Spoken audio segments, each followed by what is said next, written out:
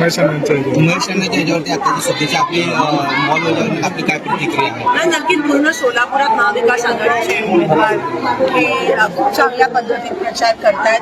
प्रचार आता तापलाय आणि नक्कीच बीजेपीच्या सर्व उमेदवारांना धडकी बसल्या.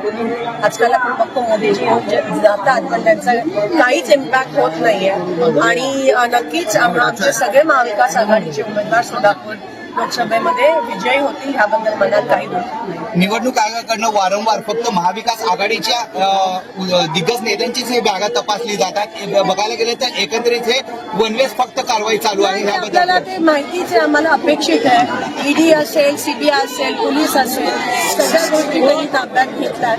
पण आम्ही हे काय पहिलं इलेक्शन असं सामोरे जात नाही होत. लोकसभेमध्ये पण त्यांनी खूप प्रयत्न केला, साम दाम दंड ईडी भीती सगळं वापरलं पण सगळं फेल गेलं आणि शेवटी विजय लोकशाहीचा आणि महाविकास आघाडीचा झाला.